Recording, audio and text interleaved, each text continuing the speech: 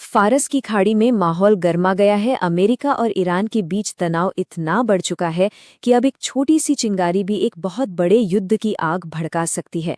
तो चलिए समझते हैं कि आखिर हो क्या रहा है। तो सवाल यही है, आखिर चंद अमरीकी जंगी जहाज़ों के आने से ऐसा क्या हो गया कि फारस की खाड़ी जंग के मुहाने पर आ खड़ी हुई है। इस पूरे विश्लेषण में हम इसी सवाल का जवाब ढूंढने की कोशिश करेंगे।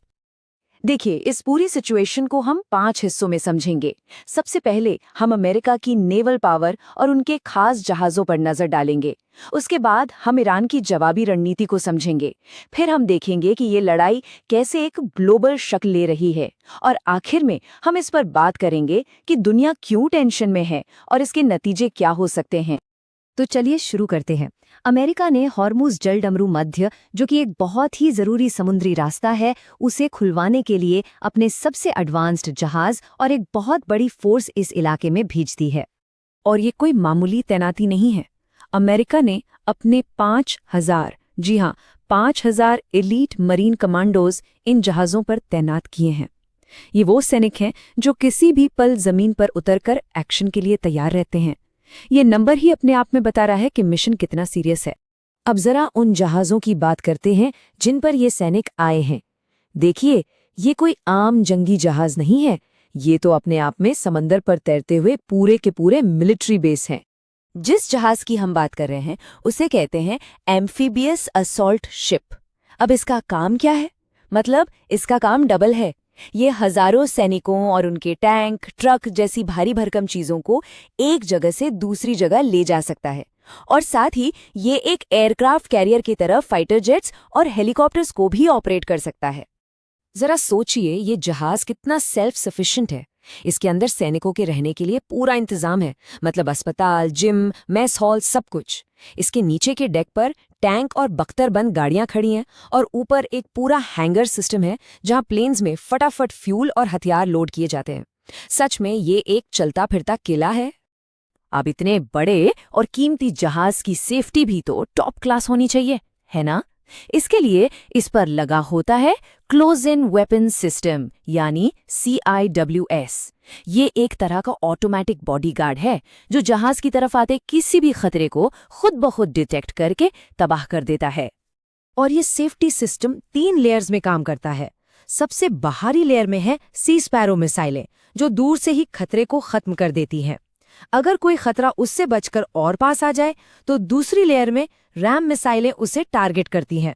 और आखिरी लाइन ऑफ डिफेंस, अगर कोई मिसाइल इन दोनों से भी बच निकले तो फैलिंग्स तोप उसे गोलियों की दीवार बनाकर रोक देती है।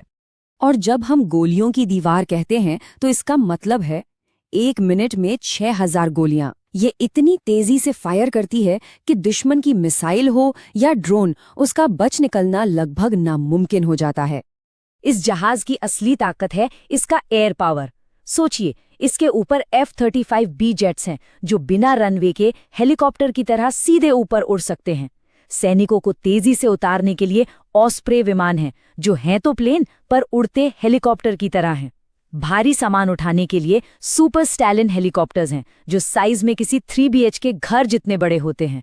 और जमीनी लड़ाई में सपोर्ट के लिए वाइपर और वेनम जैसे खतरनाक अटैक हेलीकॉप्टर तो हैं ही।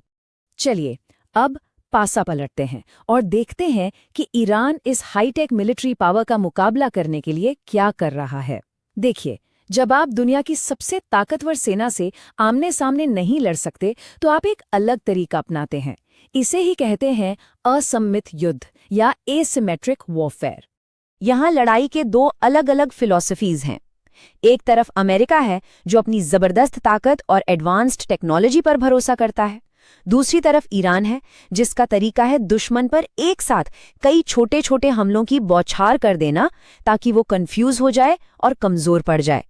इसे ही स्वॉर्म टैक्टिक्स या झुंड बनाकर हमला करने की रणनीति कहते हैं। तो ईरान इस रणनीति के लिए क्या इस्तेमाल करता है? वो एक साथ सैकड़ों सस्ते ड्रोन और मिसाइलें लॉन्च करके दुश्मन के डिफेंस सिस्टम को ओवरलोड कर देता है। वो पानी में छोटी छोटी तेज रफ्तार वाली मच्छर नावें भेजता है जिन पर मिसाइलें लगी होती हैं। और जंग के मैदान के बाहर वो साइबर अटैक और प्रोपेगेंडा का भी सहारा लेता है। स्रोत सामग्री में एक बहुत ही सनसनीखेज दावा किया गया है। उसके मुताबिक ईरान पहले भी अमेरिका के F-15 और A-10 वॉरथॉग जैसे एडवांस्ड फाइटर जेट्स को मार गिरा चुका है। अगर इस दावे में सच्चाई है तो ये अमेरिकी एयर पावर के लिए एक बहुत बड़ी चुनौती है। अब ये लड़ाई सिर्फ अमेरिका और ईरान तक ही सीमित नहीं है। अब ये एक मकड़जाल की तरह फैल गई है जिसमें दुनिया की कई बड़ी और छोटी ताकतें उलझती जा रही हैं और इससे ये मामला और भी पेचीदा हो गया है। अब मैदान में दो टीमें साफ साफ दिख रही हैं। एक तरफ अमेरिका के साथ इजराइल, सऊदी अरब और यूरोपीय देश हैं, तो दूसरी तरफ ईरान को रूस, चीन और हूती विद्रोहियों जैसे समूहों का साथ मिल रहा है। इस पूरे टकराव के केंद्र में हैं दो बेहद अहम समुद्री रास्ते, हॉर्मुज़ जलडमरू मध्य और बाब अल मंदेब। ये ग्लोबल ट्रेड की लाइफलाइन है। इन पर जिसका कंट्रोल होगा वो एक तरह से दुनिया के व्यापार और एनर्जी सप्लाई की नब्ज अपने हाथ में रख सकता है। और इन रास्तों की अहमियत आप इन आंकड़ों से समझिए। दुनिया का लगभग 20 से 25% तेल हॉर्मुज़ से होकर गुजरता है और एशिया यूरोप के बीच होने वाला 40% व्यापार बाब अल मंदीब के रास्ते से होता है। अगर ये रास्ते बंद हो गए तो सोचिए पूरी दुनिया की अर्थव्यवस्था का क्या होगा। अब आते हैं सबसे अहम पहलू पर कि अगर ये संघर्ष और बढ़ा तो इसके अंजाम क्या होंगे, न सिर्फ दुनिया के लिए बल्कि वहां रहने वाले आम लोगों के लिए। शायद ईरान का सबसे खतरनाक दांव हो सकता है पड़ोसी देशों की पानी की सप्लाई। सऊदी अरब, यूएई और कतर जैसे देश पीने के पानी के लिए समंदर के पानी को साफ करने वाले इन डिसैलिनेशन प्लांट्स पर पूरी तरह निर्भर हैं। स्रोत का दावा है कि ईरान इन्हें निशाना बना सकता है, जिससे एक बहुत बड़ा मानवीय संकट खड़ा हो सकता है। युद्ध का सबसे बुरा असर हमेशा आम लोगों पर ही पड़ता है। स्रोत के मुताबिक दोनों तरफ से आम लोगों से जुड़े ठिकानों पर हमले हो रहे हैं, जैसे ईरान का एक ज़रूरी पुल और इजराइल की एक केमिकल फैक्ट्री। इन हमलों से न सिर्फ इंसानी जानें जाती हैं बल्कि पर्यावरण को भी भारी नुकसान पहुंचता है। और आखिर में स्रोत में दी गई सबसे गंभीर चेतावनी कि अगर इस लड़ाई को वक्त रहते नहीं रोका गया तो ये बहुत जल्द तीसरे विश्व युद्ध में बदल सकती है, जिसमें शायद पूरी दुनिया खिंच जाएगी। तो ये पूरा विश्लेषण हमें एक बहुत बड़े सवाल पर लाकर खड़ा कर देता है। एक तरफ अमेरिका का हाईटेक तैरता हुआ किला है और दूसरी तरफ ईरान की चालाक और अपरंपरागत झुंड वाली रणनीति।